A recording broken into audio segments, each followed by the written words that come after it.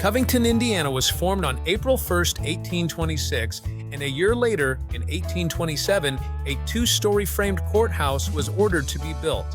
This new space was to be 20 foot wide and 26 foot in length, with windows at the top and ground level floors. However, in November of 1829, a new plan and plan specifications for a new courthouse were adopted. In May of 1856, a delivery of over $300,000 worth of bricks was contracted for delivery for a new courthouse. This new courthouse was to be built on the town square. This new courthouse was completed in the fall of 1859 at a total cost of $36,500. In a twist of fate, this new courthouse took fire and was partially destroyed on the first day of Circuit Court. After the fire, plans were immediately made for it to be rebuilt, and in January of 1861, at a total cost of $54,624.05, the courthouse was reopened and had its first occupants. During this time, not only did the townspeople get a new courthouse, Covington also began to see many different churches pop up as well. There were churches for the Presbyterians, the Baptists, the Lutherans, and Christians as well. Also, around this time, a new Union school building was built at a total cost of $30,000. One thing Covington did not have at this early time was a photography gallery. Yes, from time to time, artists would come down to town and often stay for weeks at a time, but Covington did not have or see its first real gallery until one was purchased and operated by a gentleman named Geo Merriman. Mr. Merriman ended up selling the business in 1860 to Frank Olds. Frank continued on with the photography business and had much success with this. Also, in 1860, the first street improvements took place. The City Council passed an ordinance providing property owners on public square that they could build sidewalks on their individual properties. These sidewalks were to be 12 feet wide and often were made of hard brick or pine or sometimes oak boards. In 1876, another step was taken when the first street lights were elected. These were gasoline lights that sat on lampposts, and these lights were divided between the square, churches, the schools, and other appropriate places. The sidewalks and the street lamps greatly improved the overall look and feel of the city of Covington during the 1860s to the early 1880s. As for businesses in the mid-1860s, most of the town's merchants consisted of mills, grain elevators, stockyards. Covington's first two settlers were David Rawls and Joseph Sloan. Both of these gentlemen went on to become some of the very early merchants in Covington's history, with Rawls being the town's first tavern keeper and Joseph Sloan building the town's first sawmill, which turned out to be one of the most valuable and necessary industries Covington had during this time frame. The first flooring mill was built in 1836 by Nickel and Company. This was a steam mill and was located on the west end of what we currently know as Liberty Street. Another well-known businessman was J.G. Hardy. Hardy controlled most of the grain at this time. Now, this was before the railroads had come, so Hardy would ship the grain via riverboats on the old canal. All of these men were crucial parts of the town's business and political scene during this time in Covington's history. This important group of men also included the likes of W.A. and T.E. Sangster, who were involved in various types of business and trade. Samuel J. Weldon, who was a doctor, a druggist, a town merchant, and also a prominent politician and businessman during the town's early years. There was a gentleman named T.H. Martin. He was Covington's first dentist. Mitchell Jones, Covington's first barber. And in 1851, Covington's first mayor was John M. Hall. As mentioned earlier, perhaps Covington's greatest businessman of all times was James G. Hardy. When discussions about the first courthouse were taking place in 1826 and 1827, the Board of Justices believed the county needed a jail. So in 1837, it was decided a new jail was needed, William Titus was awarded a contract for his bid at a cost of $1,700. This jail was to be built at cost and completed in January of 1838. However, this jail was not to be used for long, as in December of 1850 it was agreed that another jail was needed to be completed. The previously discussed Joseph Sloan was awarded the contract but was told not to begin work until after the first Monday of the next year's following April. This was to be built at a cost of $3,129. In April of 1873, during a special session, the Commissioners' Council then decided a fourth jail was agreed upon at a new contracted price of $49,399.95. The board did require the architect to change plans to lower the cost to $37,500, and this contract went to John McManachie for $37,500. This is not the end of the story, though. Due to questions and issues with some of the bonds and other legal issues going on at this time, a suit was brought upon in September of 1873, just a few short months after the special session that took place earlier in 1873. So at this point, the jail has remained unfinished. The issues were eventually resolved, and a total cost of an outstanding $106,889.08, Fountain County, Indiana, now had its fourth jail within 50 years. Also, during the mid to late 1800s, Covington saw the building and opening of several key establishments that enabled Covington residents to expand their horizons. This included a train depot, a post office, and probably the most important is the building of the town's first common school, built in 1861. In 1861, the train depot was also built, as it was an important part of the community's ability to send and receive goods. This was initially built for the Cleveland, Cincinnati, Chicago, and St. Louis Railroad, but over time it served several others as well. This railroad was set up until 1958 to allow passengers to travel longer and faster than any other methods currently available to them. Some popular excursions were places from Indianapolis to Urbana, where you could take a trip, leave early in the morning, return at night, and this trip typically took 4 hours overall. Now, when the depot was taken down piece by piece, several interesting items were found, such as a skeleton, several old coins from the early 1900s, numerous telegrams, and a Crawfordsville, Indiana paper with a date of 1875. Now, much like the initial jail and the initial courthouse, the first official post office in Covington opened pretty quickly in 1826 with Joseph Sloan as the town's first postmaster. During the 1890s, this post office was relocated and placed on the southwest side of the square in the Cardoff building.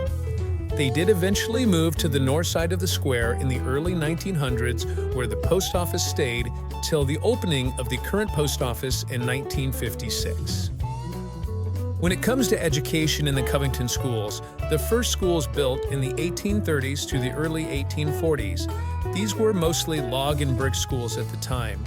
One school was located on the south side of town where the elevator currently stands, and the other school was built on what is known now as Dickinson Fruit Farms. At the time, these schools were called subscription schools, or schools where the parents paid the teachers directly themselves to teach their children.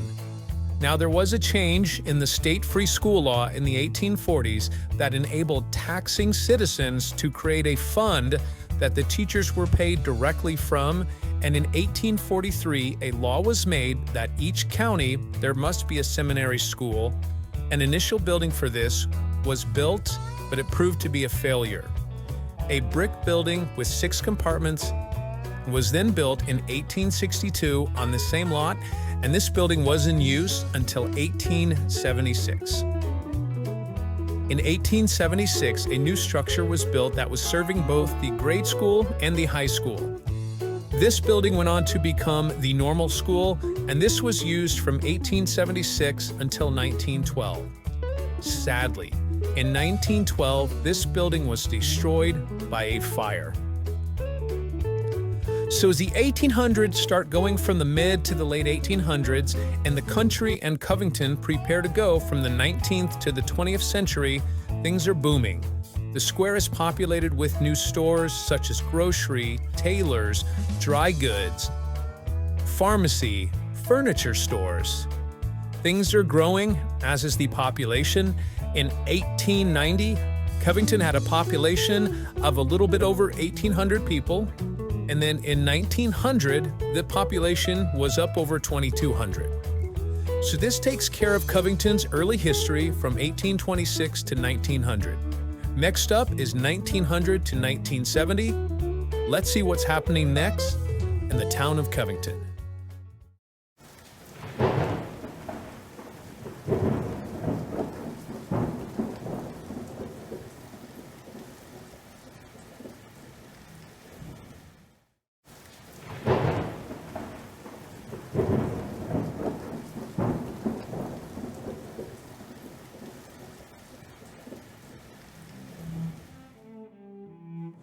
At the turn of the century, with its population for the first time reaching over 2,000 people, the Covington Courthouse Square was truly becoming the heartbeat of the city, but as the years passed, it had become obvious that the courthouse was starting to show its age and was needing to be replaced. On May 15, 1936, a contract for the present-day courthouse had been awarded to the Jacobson brothers of Chicago, Illinois, for a total of $199,000, with the first dirt being turned over on Tuesday, July 31st at approximately 2 p.m. The courthouse was completed and fully furnished in 1937 at a total cost, including furnishings, of $246,734, with federal aid covering 45% and Fountain County itself responsible for the remaining 55% of the total cost. Local artist Eugene Savage was contracted to paint the murals and did have help from the Wabash River Sketch Club. Over the years, they have been retouched, but today they remain as brilliant as they did over 85 years ago. With this new courthouse completed, it was not uncommon to see large gatherings and street festivals overtaking the square even prior to the new courthouse. They were especially busy on the north end between 3rd and 4th Streets. This picture, dated 1917, shows you just an occurrence happening even before the new courthouse had been completed. These town get-togethers gave local business owners the opportunity of word of mouth to get their business or services out there to the people, and it also gave the locals a chance to socialize and perhaps even gossip. These social gatherings were a win-win situation for all involved. While these gatherings did happen frequently, the residents of Covington did have many other exciting locations that they could go for entertainment and family time. One such location was Rogers Park. Rogers Park was not located directly in Covington or even in Fountain County for that matter. It was a summer hangout spot for many of the locals that were looking to catch some sun. It was located just outside of Fountain County in what is Warren County, and it housed a sandy beach, public swimming, a picnic area with many tables, a playground for younger children, a concession stand that was surrounded by many shade trees, and of course, let's not forget their big 4th of July firework displays that attracted countless citizens to the spot. This park was also known to have bands and orchestras that would come and play live music on the occasional Wednesdays and Saturdays. It was such a popular spot during this time that the dirt road leading to it was often called Lover's Lane. Today, a section of the road is still parallel with the river and still has a few cabins alongside of it. Now, Rogers Park was a popular spot for sure, but it was not the only spot locals took to relax during these days. Another popular hangout spot for kids and adults alike was the local Coal Creek and Snotty's Mill, which were both located a few miles south of Covington. Coal Creek offered a quiet place for people to swim, fish, camp, and in some situations, take their significant others for some alone time. Snotty's Mill was another spot that attracted these citizens that were looking for some outdoor fun. Originally, it was built as a sawmill in the early 1800s and was fully operational up until 1946. The creek below was always a popular swimming spot and was known to be very popular. If you were not the type that wanted to swim in a river or a lake or a creek, and you preferred more of a man-made swimming hole, the Covington City Park had a highly popular swimming pool.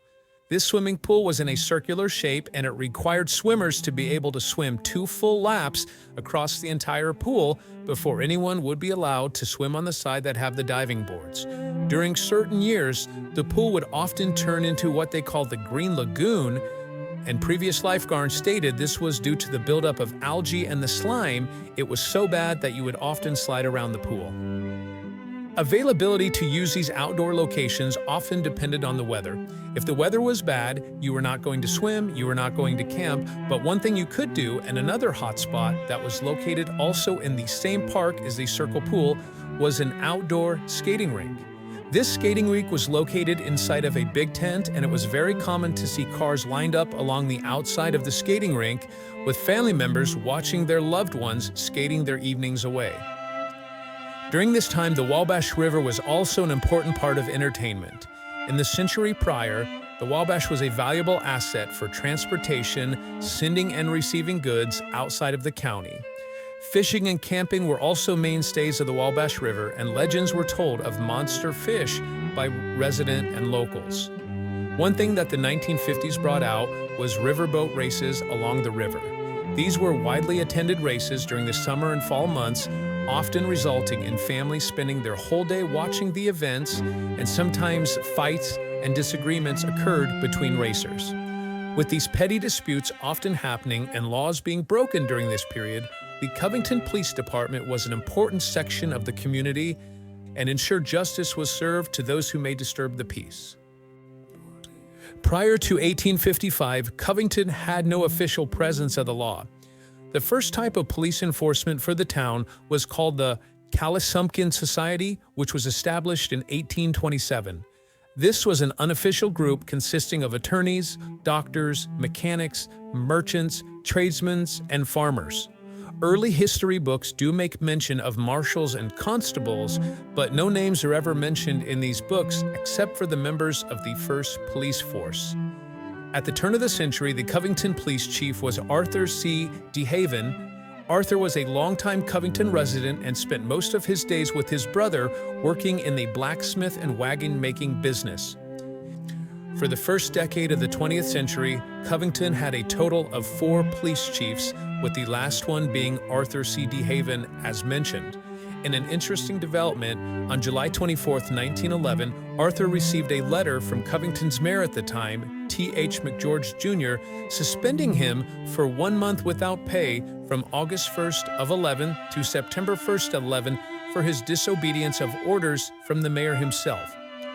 Now, by the time 1970 came around, the city of Covington had 14 police chiefs, with the last being Max Keller, who took the position in 1963. With the need for protection via police force, another form of protection that Covington has had since the turn of the century was a firefighter team. With the passing of time, these firefighters became more skilled, more knowledgeable, and most importantly, were able to adapt to the changes that were happening in the world at the time. Changes to fire trucks, fire equipment, and firefighting techniques were constantly evolving, and the Covington firefighter team always answered the call. If swimming, fishing, skating, or being outdoors wasn't your thing during this period, perhaps a movie was more in your style. One of the town's lasting legends, in 1916, the Lyric Theater opened up on the eastern portion of the Fountain County Courthouse Square. This theater played the top movies at the time, and even though it was not the biggest in size, Covington residents often tell stories about spending their nickels and dimes and seeing these new shows.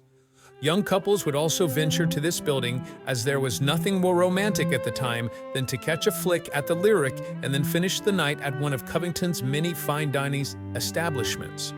Such fine dining establishments as Haig's Courthouse Cafe, DJ's Drive-In, the Hustle Burger, Bob's Drive-In, the Dog and Suds, which eventually became Mike's Colonial Parkway, Maple Corner, and the original Beef House, and many other small diners that were set up along the schools or along the square, served generations after generations. Locals often recalled these places as being their first jobs or meeting their first boyfriend or girlfriend while working there. One particular establishment, called the Wabash Moon, was the place to be in the early 1940s for Covington residents. People would spend their days drinking cherry cokes or black cows from the soda fountain while playing 6 records for a quarter on a Wurlitzer. This building eventually became the home of the Warwick Ford on the square.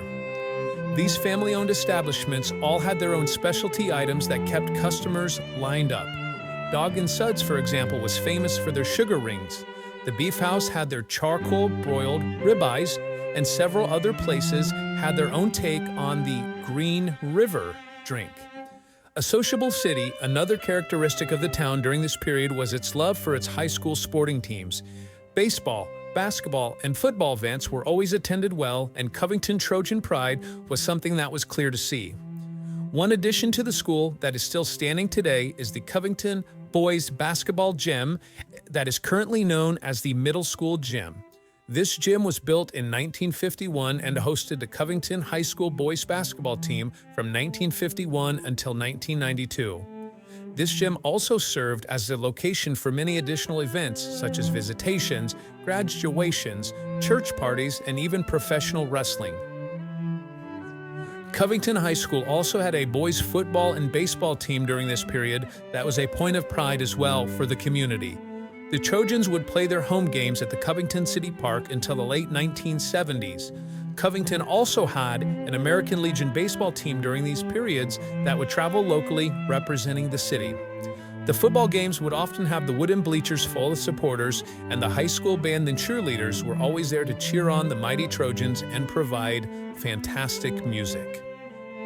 Now, it would be virtually impossible to name every business and every change that happened on this square and all over town between the years of 1900 and 1970, but one thing for certain is you could always count on the town having a bar or tavern somewhere on the square. But let's break it down a bit, shall we, and be a little bit more specific. So in the early days of Covington, the south side of the square was mostly known for having taverns, but with the change of the century saw the south side of the square make some changes as well. Jess Smith had a grocery spot on the south side that as the years passed would turn into a restaurant and then eventually a union hall. A building that was once home to a barber shop became a laundromat. Buildings and businesses during this time on the south side of the square were always evolving and always changing. Now, the northeast side of the square throughout the decade was maybe perhaps the busiest of all. You had Max Sullivan's Grocery, Ray Geiger's plumbing office, a dental office, several law offices, boot shops, furniture shops, and knick-knack stores. If you were a resident of Covington during this time, chances are you spent a nickel or dime in one of these stores. Now, depending on the time period, the east side of the square would also have housed some of the town's most known and loved establishments. Benjamin Franklin was a store to go to for most families when you got a little bit closer to the 70s. Towards the southeast of town, as we push towards the 1950s and 1960s, Covington sees a Pontiac car dealership and several service stations pop up, and on the corner of 4th and Liberty Street with its huge appealing sign was the Sprague department store. Now, the west side of the square, much like the south side, was occupied over time by many different establishments and buildings during this 70-year period.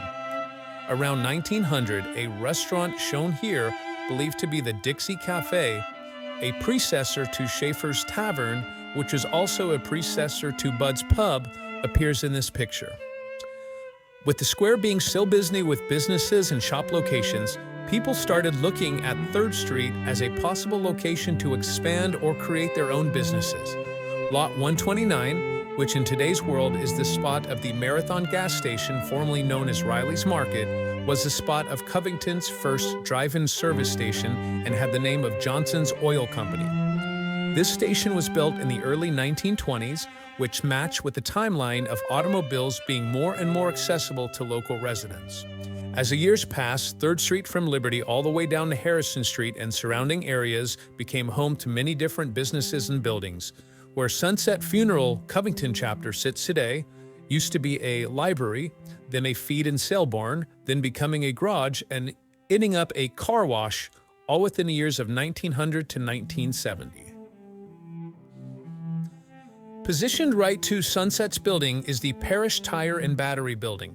This building was purchased by Orrin Parish in 1941 to go along with him moving his car dealership from the square to 3rd Street as well. Now, in its earlier years, this building was also a dairy house.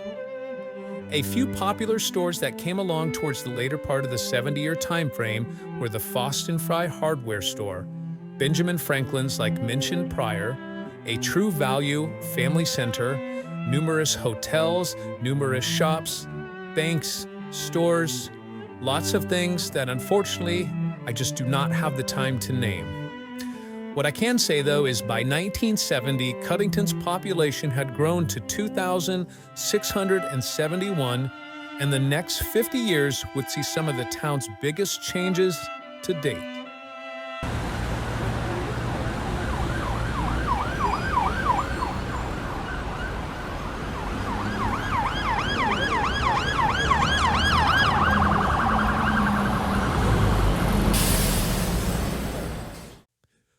During the 1970s, one of the most noticeable changes to happen to the community of Covington was the completion of the new Covington Community High School. This was a 2-story building completed in 1970, thus allowing the class of 1970 to be the first graduating class of the new high school. In an interesting bit of trivia, this class was also in 1st grade when the new elementary school that is currently in use first opened its doors, making it the first class to graduate through the elementary school and also the high school. If we're going to discuss these new additions to the school system, we must also discuss some losses and some changes. Sarah Bell Smith, who started her teaching career in 1933, decided to close her book for the last time in 1978. Sarah Bell was a respected teacher in the community, and tales of her backyard being the perfect spot to catch nightworms continue to this day.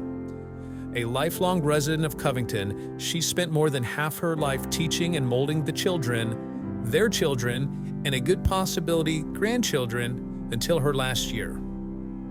Also, another well-respected teacher who retired around the same time as Sarah Bell was Sarah Schwinn.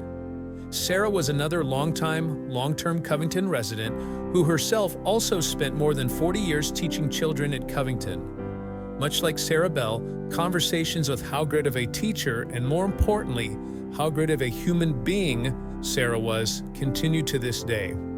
These two icons of Covington teaching history will never be forgotten.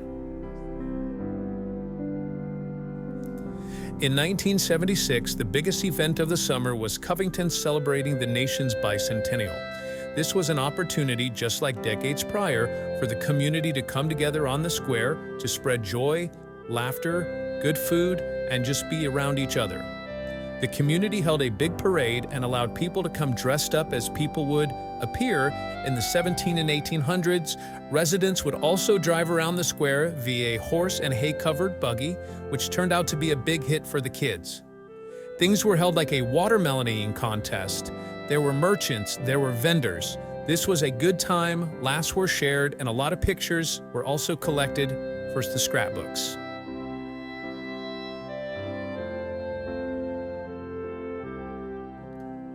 Also in 1976, in what may have been one of Covington's greatest blessings, land was donated north of the city park, which allowed the construction of the Covington Trojan Complex. This was completed in 1977 and included a brand new football field with a running track, new bleachers, and a new booth set up above the bleachers for the radio and media people to be separated. As the years passed, this complex also added a new baseball field, new concession area, restrooms, a softball field, and in the mid-90s, a new soccer field was built inside the complex as well. Now later on, when we get towards the 2010s, a multi-court tennis area was also added. The complex has also been more than just a sporting area. It has been used for various activities, town-related, and high school graduations.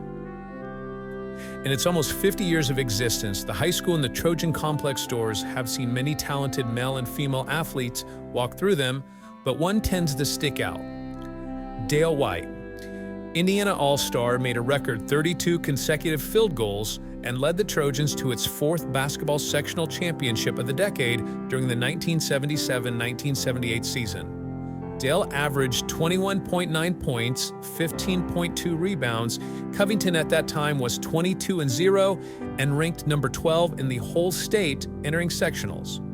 Unfortunately, Covington did lose to Seeger 76-73 in his sectionals, but the memory of what Dale did still lives on. Carrying on the tradition of some of the basketball teams of the late 40s and the early 50s, they were a real treat to watch as well. These teams of the 70s, early 70s, and the later 70s did continue on that tradition, and they built upon the foundation of success that was laid down by those earlier teams. On June 2, 1980, a tornado tore through the town of Covington. Many buildings around the courthouse were destroyed, such as the True Value building on the corner of 3rd and Liberty Street. The winds ripped off the roof of the Napa store, which actually crashed into a grain elevator, crushing the elevator to such a degree that it looked like a crushed pop can. Residents also recall seeing some of the oldest, most beautiful trees in town completely wiped out by the storm. Wayne Nickham, who was an employee at the Covington IGA, recalled struggling to get the people in the store into the back of the store away from the registers. People were not wanting to move until the front doors of the store literally blew open. Once that happened, people were rushing to get to the back of the safest parts of the store. Nickham also recalls many employees at this time thought it was only a matter of time before the front windows of the store were completely blown out. But fortunately for everyone inside, the windows held strong. Now, throughout this time frame, Mother Nature was not the town's only worry. Residents would often deal with things and emergencies just like every other small town. Buildings and businesses would catch on fire, sometimes completely destroying the buildings and the homes. Loved ones would get injured, and unfortunately, pets' lives would be lost. It is a testament to the skill of the local fire department and the volunteers that these losses were not as widespread as they could have been. In 1980, Covington's population had peaked at 2,883 people, which to this day is the most populated the town has ever been.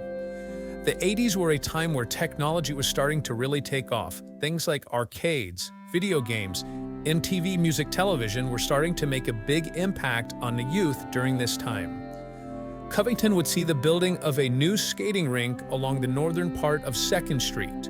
This skating rink would be the hot spot of the 1980s and early 1990s for kids and adults all alike.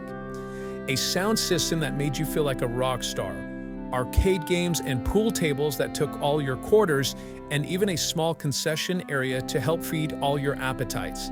This was the hangout spot on weekends and was also known to be a popular spot for birthdays. Now, VHS tapes were also becoming extremely popular as the technology grew. Covington during the 1980s was on top of this trend.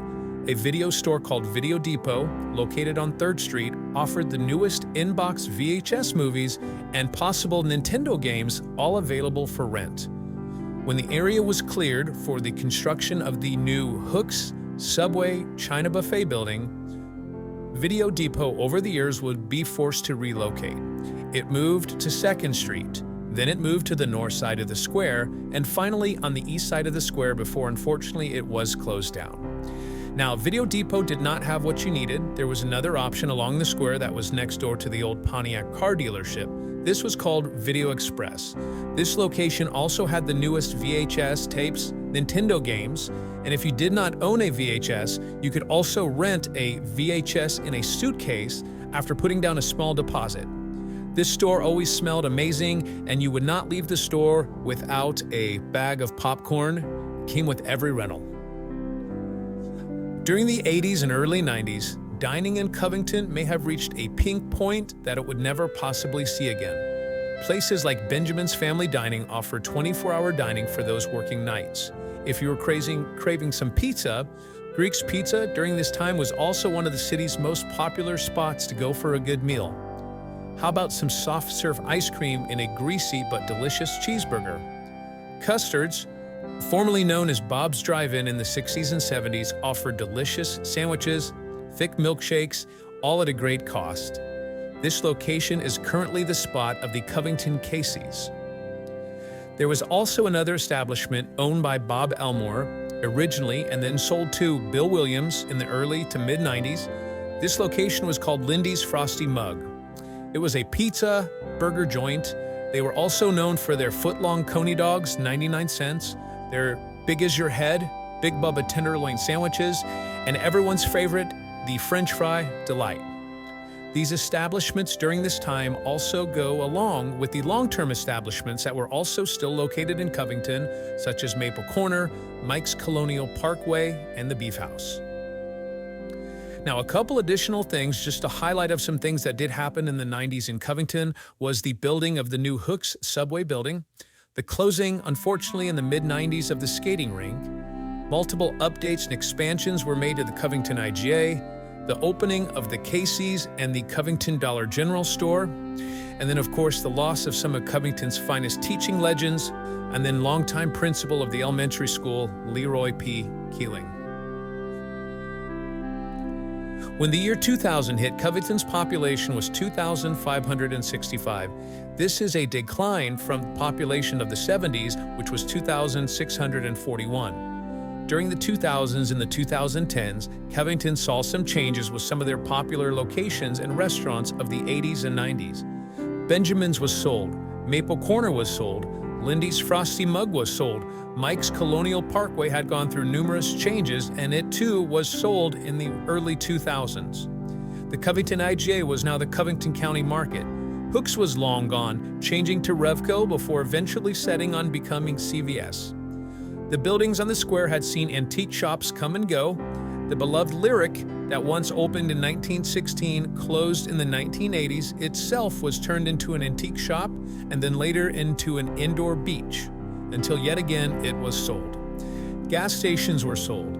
This includes everyone's favorite, Riley's Market, which most of the older folks today still refer to as Wimpy's OK Dairyland. It was not all negative though. A community circle trail nearly 7 miles in length was built along the edges of the town, making a great location for walkers, bikers, runners, or anyone wanting to really get out and enjoy the outdoors. The 2020s, even though it's still in its infancy, has also seen some changes. A new gel located in Petersburg, McDonald's comes to Covington in 2021. A long-standing staple of Covington, the Maple Corner, was sold to the local county. Plans are in place to be used for city and county offices and to become a new 911 dispatch. A new license branch was recently created, as well as a long-term care facility for the elderly, both on Pearl Street. With Covington's 200th year of existence coming up, how do you define a town? A 40-minute video sure can't do it, but it shows you how things change and how towns change.